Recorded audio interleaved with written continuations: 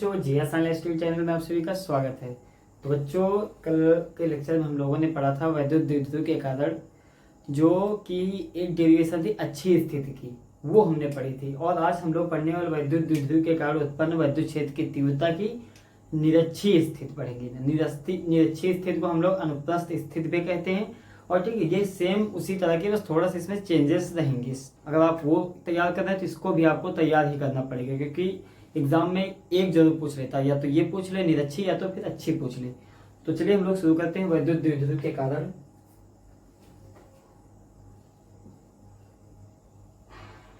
वैद्युत द्विध्रुव के कारण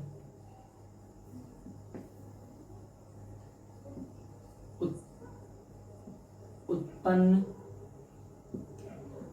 वैद्युत क्षेत्र की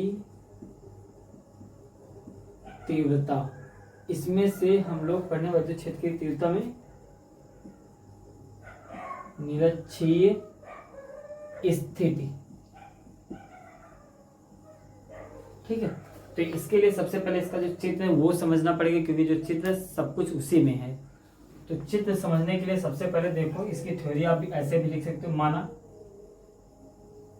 एक वैद्युत द्विध्रुव है जो कि ए बी है। एक वैद्युत द्विध्रुव ए बी है जिस पर आपका माइनस क्यू और प्लस क्यू बिंदु आवेश रखे हैं, जो कि इसकी दूरी बताई गई बच्चा 2L बताई गई है। और इसके मध्य बिंदु में एक है O पॉइंट। इस मध्य बिंदु से R दूरी पर, मध्य बिंदु से R दूरी पर एक बिंदु कौन सा है? तो एक बिंदु ये है आपका P।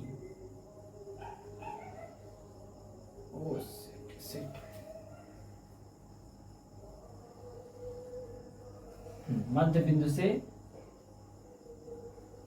R दूरी पर एक बिंदु है P, जिस पर वैद्युत क्षेत्र की तीव्रता ज्ञात करनी है। तो इसके लिए हम क्या करेंगे, इसको इससे मिला देंगे और इसको इससे मिला देंगे। जो प्लस क्यू आवेश के कारण जो वैद्युत क्षेत्र की तीव्रता रहेगी वो इस ओर रहेगी, यानी E1 प्लस क्यू आवेश के कारण जो विद्युत क्षेत्र की तीव्रता इधर रहेगी आपकी E1। ठीक, ये प्लस है, हमेशा प्लस से क्या करता है, अगर कोई और आवेश है या कुछ और चीज है तो उसको हमेशा प्रतिकर्षित करेगा बाहर की ओर। बट माइनस के कारण किधर रहेगी, वो रहेगी आपकी अंदर की ओर, यानी कि E2। आपका E1 ये रहेगा और E2 इधर रहेगा। इनके मध्य एक कोण बंधा है, कौन सा? थीटा। ठीक, अब क्या अपन एक काम करते हैं क्या कि हम AB के अनुदिश एक बहुत घटक ले लेते हैं। कौन कौन सा? इसके अनुदिश ले लेते हैं ये आपका E1 साइन थीटा, और इधर ले लेते हैं E2 साइन थीटा। देखो, अगर थीटा है तो थीटा के मध्य जो भी लेंगे हम लोग लेंगे कॉस, थीटा के विपरीत साइन लेते हैं। तो ये जो लंब आधा घटक लिए हैं E1 sine theta, E2 sine theta, ये एक दूसरे को निरस्त कर देंगे। क्यों? हमने जब इससे पहले अच्छी बताई थी तो एक में आपने देखो इधर E1 था, एक इधर E2 था, या E2 इधर, E1 इधर मान लेते। ठीक, तब इसमें क्या हुआ था, इन दोनों को हम लोग घटा लिए थे। अगर हम E1 और E2 को घटा लेंगे तो क्या होगा, ये दोनों आपस एक दूसरे को निरस्त कर देंगे, यानी एक दूसरे को काट देंगे। कुछ भी आपका नहीं आएगा आंसर, इसमें कुछ ना डेरिवेशन होगा। इसलिए यहां पर जो आपका बचा है थीटा, तो हम लोग क्या करते हैं, कुल जो वैद्युत क्षेत्र की तीव्रता निकलेगी वो E नेट, ये मान ले रहे हैं E नेट। E नेट क्यों? अब यहाँ पे दोनों एक ही दिशा में, भाई दोनों एक ही दिशा में, इधर ये तो एक ही दिशा में होने का ये जो कुछ इस प्रकार से है। इधर आपका E1 sine theta E2 sine theta, ये मध्य बिंदु हो गया, इधर इधर ये आपका E1 और ये आपका E2, ये आपका कुल विद्युत क्षेत्र E नेट जो हमें ज्ञात करना। एक ये थीटा मान लो आपकी बात, एक ये थीटा मान लेते हैं, ठीक। अब ई नेट यहां से निकल के आ जाएगा। क्या लेंगे, हमने कहा कि जो इस यहाँ पे जो थीटा बना, थीटा के विपरीत अगर थीटा यहाँ पे कोण बन रहा है तो इसके इधर जाएंगे तो क्या लेंगे, साइन लेंगे, और उसके अंदर रहेंगे तो कॉस की वैल्यू लेंगे। यानी आपका पहला हो जाएगा यहाँ पे E1 कॉस थीटा और ये हो जाएगा आपका E2 कॉस थीटा। अब दोनों एक ही दिशा में, जो आपके E1 और E2 एक ही दिशा में होने का कारण ये दोनों आपस में जुड़ जाएंगे।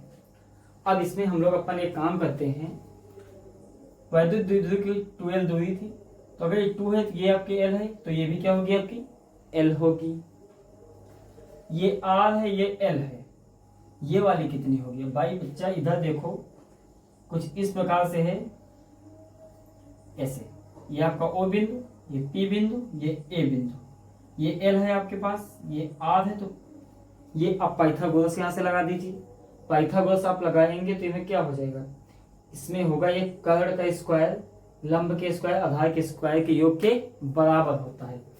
यानी हम कह देंगे AP का स्क्वायर बराबर L square plus R square. अगर हम AP निकालेंगे सिर्फ तो under root L square plus R square आपका आ जाएगा यहाँ से। अगर AP इतना है भाई, ये AP जितना है वो BP के बराबर है, तो यहाँ से कह देंगे AP या BP बराबर AP बराबर under root L square plus R square. इतना काम हम पहले से कर लिए हैं।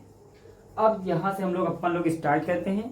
थ्योरी आप जो है यही आप लिख सकते हैं। माना कि एक वैद्युत द्विध्रुव AB है, ठीक, जिसके लंबार्धक में इसके मध्य बिंदु से एक हम लंब खींचते हैं, जिस भी, और ये लंब से एक R दूरी पर एक बिंदु P है जिस पर हमें वैद्युत क्षेत्र की तीव्रता ज्ञात करनी थी। तो वैद्युत क्षेत्र की तीव्रता यहाँ ज्ञात करनी। अब बिंदु B पर एक पॉजिटिव आवेश रखा है प्लस Q आवेश, इसके कारण वैद्युत क्षेत्र की जो तीव्रता E1 ये, और A पर एक निगेटिव आवेश है, इसके कारण वैद्युत क्षेत्र की तीव्रता E2 इधर। तो हम लोग AB के लंबार्धक एक घटक लेते हैं, कौन सा, E1 साइन थीटा और E2 साइन थीटा। तो E1 साइन थीटा और E2 साइन थीटा विपरीत दिशा में होने का, परिमाण में समान और विपरीत दिशा में होने के कारण ये एक दूसरे को क्या करेंगे, निरस्त कर देंगे। तो इनका काम खत्म हो गया। अब बचा क्या आपका E1 और E2, तो हम लोग एक इसके बीच में निकाल लेंगे वैद्युत क्षेत्र की तीव्रता E नेट। तो E नेट निकालने के लिए क्या करेंगे, हम लोग E1 और E2 को क्या करेंगे, जोड़ देंगे, ठीक है। अब हम अपन लोग यहाँ से स्टार्ट करते हैं। प्लस Q आवेश के कारण बिंदु P पर वैद्युत क्षेत्र की तीव्रता। तो प्लस Q आवेश के कारण, प्लस Q आवेश का वैद्युत क्षेत्र की तीव्रता E1, तीव्रता E1 बराबर फार्मूला क्या होता है 1/4πε0। देखो हम परावर्तन के भी ले सकते हैं, चलो के ले लेते हैं, की बात के में रखा है परावर्तन के, Q/R स्क्वायर। अब यहाँ पे R क्या लोगे, इसके कारण R निकला नहीं है, ये देखो L square plus R square under root L square plus R square का होल स्क्वायर। अब ये समीकरण 1 मान लो, ठीक। अब इसी तरह हम करेंगे यहाँ पे माइनस Q आवेश के कारण बिंदु P पर वैद्युत क्षेत्र की तीव्रता।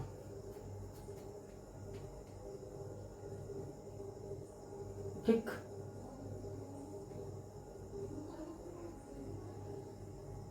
तीव्रता ये होगा आपका E2 ले लेंगे। E2 बराबर सेम वैल्यू 1/4πε0 k। ठीक, क्यू अपान अंडर रूट। भाई अब की बात E2 के कारण, यानी E2 का जो ये वाली है E2, देखो ये वाली E2, तो E2 में क्या है माइनस क्यू आवेश के कारण दूरी कितनी ले जाएगी, ए से पी तक, ए से पी तक सेम निकली थी, L square plus R square का होल स्क्वायर, इक्वेशन नंबर 2। इतना काम कर लिए हम। अब इसके बाद क्या काम करना है हमें, देखो जो कुल वैद्युत क्षेत्र की तीव्रता निकाली जाए ई नेट, वो E1 cos थीटा और E2 cos थीटा के योग के बराबर होगी। हम लोग निकालेंगे E नेट, E नेट बराबर E1 cos theta plus E2 cos theta. भैया आपका जो E1 cos थीटा और E2 cos थीटा ये परिमाण में बराबर हैं, ठीक, ये बात याद रखना, परिमाण में देखो बराबर है और दिशा एक ही दिशा में, तो एक ही दिशा में है तो हम लोग इसको जोड़ लेंगे। अब यहां से E1 cos theta E2 cos theta क्या हो जाएगा, 2E1 cos थीटा। भाई E1 E2 आपस में बराबर है तो हम E1 और E2 को एक ही मान लें। भाई हम कह सकते हैं भाई देखो जितनी वैल्यू E1 की उतनी वैल्यू E2 को आई, तो हम लोग यहां से अगर कहना चाहे तो E1 बराबर E2 बराबर E कह लें, कोई दिक्कत नहीं, दोनों E के बराबर हैं तो हम यहाँ पे E कह दें, कोई दिक्कत नहीं होगी। अब यहाँ पे E की वैल्यू तो फिर भाई दोनों की वैल्यू एक ही होगी, परिमाण में बराबर, दिशा एक ही दोनों की है, तो हम यहाँ पे कह सकते हैं 2 × 1/4πε0 के क्यू अपान, अब देखो L square plus R square होगा, L square plus R square का होल स्क्वायर, इतना किया, और कॉस थीटा। अब ये 2 से ये रूट कैंसिल हो जाएगा, भाई ये स्क्वायर से ये वर्गमूल खत्म। अब यहां से हम क्या ले सकते हैं इसको, 2 1/4πε0 के q upon L square plus R square का होल स्क्वायर। अब कॉस थीटा, अब यहां पे हम देखते हैं अगर कॉस थीटा निकाला जाए, देखो इससे कॉस थीटा निकालो, इसकी वैल्यू हम निकाल चुके थे, under root L square plus R square. Cos theta बराबर होता क्या, आधार बटे कर्ण। आधार कितना है आपका एल है, कर्ण कितना है under root L square plus R square, ये आपका कर्ण हो गया L upon R square plus L square. रख दीजिए कॉस थीटा की जगह पे, तो L upon under root L square plus R square.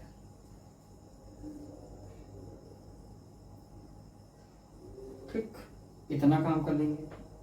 अब इसके बाद क्या करेंगे हम लोग, तो अपन लोग हम यहां से 2 × देखो यहां से अब की बार क्या करा जाए, इसका अंदर गुणा करवा दिया जाए तो हो जाएगा 2, देखो इसको पहले करो 1/4πε0 के, इसको लिखो पहले L square plus R square का होल स्क्वायर इंटू, अच्छा ये जो रूट में लिखा है इसको हम ऐसे नहीं लिख सकते, L square plus R square की पावर 1/2। भाई रूट का मतलब होता है उसकी पावर 1/2। अब यहाँ पे गुणा कराएंगे, इंटू 2 × क्यू × एल हो जाएगा इतना जिस। अब यहाँ पे देखो 2QL की वैल्यू हम लोग क्या माने थे, P। भाई वैद्युत द्विध्रुव है तो 2QL बराबर P हो जाएगा। तो हम लोग यहाँ पे लिखते हैं 1/4πε0 के ऊपर हो जाएगा आपका, देखो अब इसमें गुणा में दोनों का मान समान है, गुणा में सिर्फ घातें जुड़ती हैं, तो इसकी पावर 2 है, अगर किसी की पावर 2 है और किसी की पावर 1/2 है, किसी की पावर 2 किसी की पावर 1/2, भाई इसकी पावर 2 इसकी पावर 1/2, गुणा में घातें जुड़ जाएंगी। तो इसका जोड़ इसके नीचे 1 है, 2 1 कम 2 1 3 बटे में 2 आ जाएगा, इसका पूरा पावर 3 बटे में 2 आएगा। तो हम लिख लेंगे इसकी जगह पे, हम इसकी जगह पे लिख लेंगे L square plus R square की पावर 3 बटे में 2। ऊपर क्या आ गया आपका पी। ठीक भाई, 2 क्यू एल की वैल्यू हम पी रख देंगे, इतना नीचे आ गया। ठीक, अब यहाँ पे हम लोग क्या काम करेंगे, हम लोग यहाँ पे 1/4 पाई एप्सिलॉन नॉट के, अब यहाँ पे L जो है फिर R की अपेक्षा क्या है, बहुत ही छोटा है, तो L is less than R। R बहुत छोटा है तो इसको हम लोग नगण्य मान लेंगे, इसकी वैल्यू 0 रख देंगे। तो भाई L की वैल्यू 0 रखने पर आर स्क्वायर की पावर 3 बटे में 2 ऊपर p बचेगा। इतना काम करेंगे। इसके बाद यहाँ पे देखो, अब ये इसकी वैल्यू हो जाएगी 1/4 पाई एप्सिलॉन नॉट के p अपान आर की पावर 3 बटे में 2, आर की पावर स्क्वायर और 3 बटे में 2। इसको हमें सॉल्व करना है थोड़ा सा, बस हो गया आपका 4 पाई एप्सिलॉन नॉट के p अपान में, देखो ये 2 है, अब इसका गुणा 3 से अपान में 2, कुछ इस प्रकार 2 3 6 बटे में 2, तो r की पावर 6 बटे में 2, 2 से काटो 2 1 कम 2 2 3 6 हो जाएगा 1/4 पाई एप्सिलॉन नॉट के p अपान आर क्यूब। अब देखो यदि परावैद्युतांक y में रखा है तो y के लिए हम लोग के बराबर 1 रखने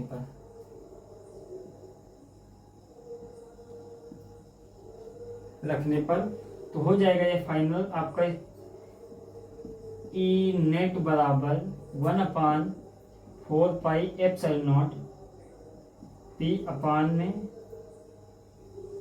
आर। देखो इसका मतलब क्या होगा, न्यूटन प्रति कूलम होगा।